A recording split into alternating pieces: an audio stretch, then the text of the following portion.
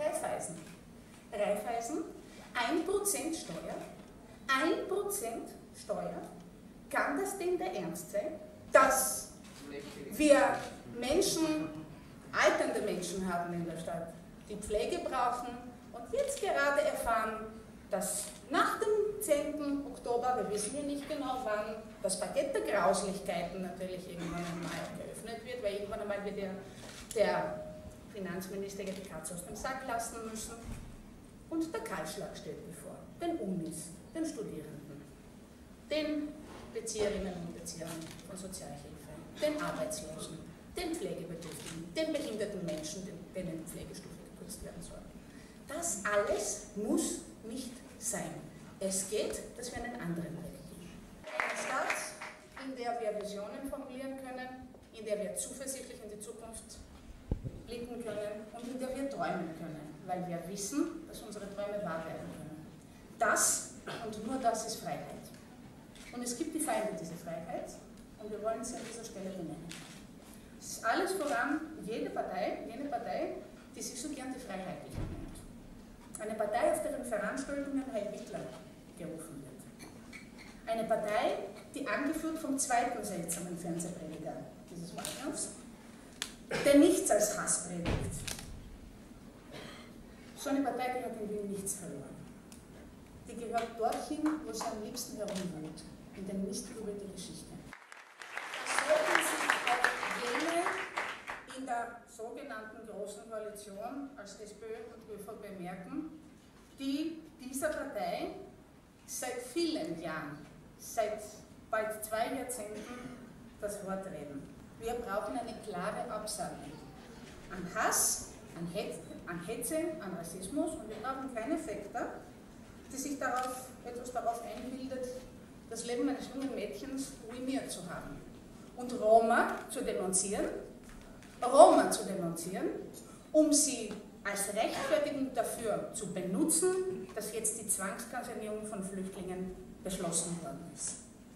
Und wir brauchen keinen SPÖ-Bundeskanzler, der das alles trägt, der das alles abnickt und der sich danach als Ritter der Fairness geriert zu gern in Reden. Habe ich was verpasst in den letzten Jahren? Habe ich in einer anderen Stadt gelebt? Was oder was nicht die SPÖ, die gemeinsam mit der ÖVP befunden hat, dass es das Bleiberecht nicht braucht? Was oder was nicht die SPÖ, die eben mitgetragen hat, dass die Zolgers das Land verlassen müssen?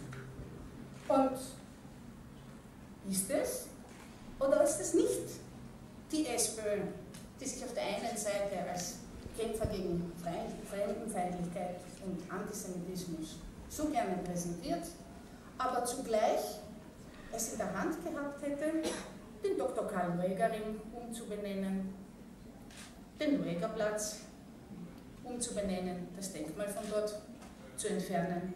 Auch das, liebe Freundinnen und Freunde, wird es eines Tages geben, aber es geht mit den Grünen und nur mit den Grünen. Vielleicht in diesem letzten Teil der SPÖ-Widme auch noch von dem, über das Michael Häupl überhaupt nicht reden lassen will in der Stadt. Und das ist tatsächlich das kapitalistische Unternehmen SPÖ Wien.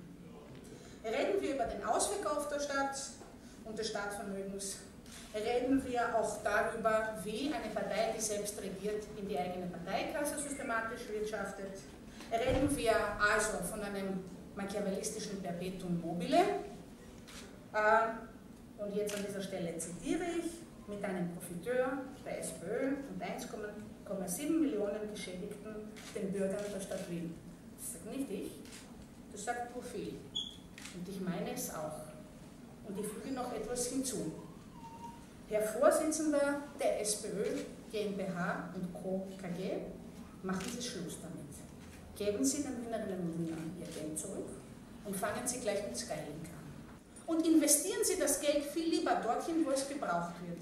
In mehr Hebammen, in mehr Pflegeplätzen, in mehr Lehrerinnen und Lehrern, in mehr Schulen und Kindergärten, in all dem, was die Stadt dringend braucht. Ich will zum Schluss auch noch auf uns zu sprechen kommen und habe 2 Botschaften. Genau genommen eine für uns, wie wir hier im Raum stehen, und eine für all diejenigen, die in den vergangenen Jahren schon mal den Grünen ihre Stimme und ihr Vertrauen gegeben haben. Für uns im Saal zunächst, ja, ihr wisst es und ich weiß es, die letzten Wochen waren kein Honigregen.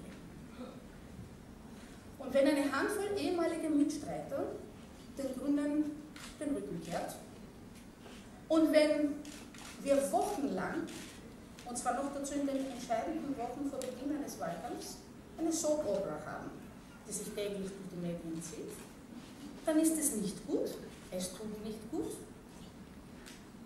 Und zugegeben, es gibt auch bessere Möglichkeiten, um einen Wahlkampf zu starten.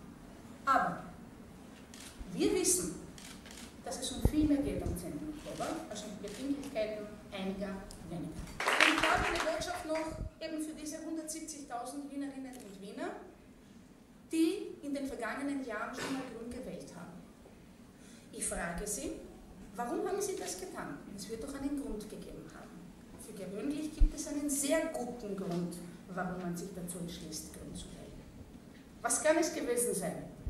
Es kann sein, der bedingungslose Einsatz für den Umweltschutz. Es kann sein, dass man einfach keine Lust hatte, einfach hinzunehmen, dass die Bagger kommen, dass der Barkungserg vernichtet wird.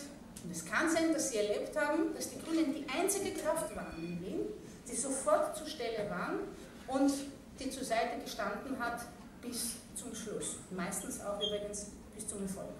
Es kann sein, dass Sie es getan haben, weil Sie soziale Ungerechtigkeit nicht hinnehmen möchten. Sie werden einen Grund dafür gehabt haben und diesen Grund gibt es weiterhin. Und neben dem Grund, Grün zu wählen, gibt es auch die Chance, mit starken Grünen das alles zu verändern.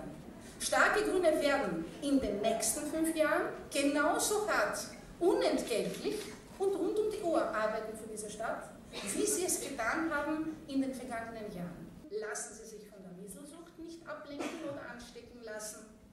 Stärken Sie uns. Wir brauchen Sie jetzt. Ich möchte daher auch abschließen mit folgender Vision.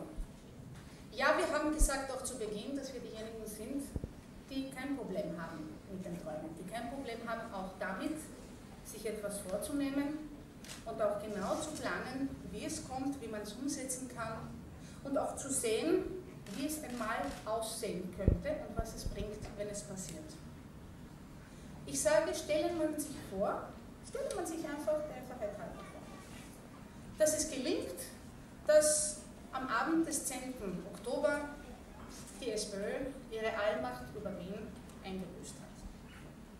Stellen wir des Weiteren uns vor, dass wir gelaufen sind und erfolgreich sind und jene bis zu 170.000 Grüne, die es aufgestreut in ganz Wien gibt, haben uns das Vertrauen gegeben, möglichst viele von ihnen, und wir sind stark und es kommt zu einer Regierung, die Wien verändern kann. Und stelle man sich vor, welche Gesichter es bei der FPÖ gibt, oder genau genommen, was kann eigentlich noch Grauslicheres dem Strache passieren, als eine Vizebürgermeisterin in Wien zu erleben, die zugewandert ist.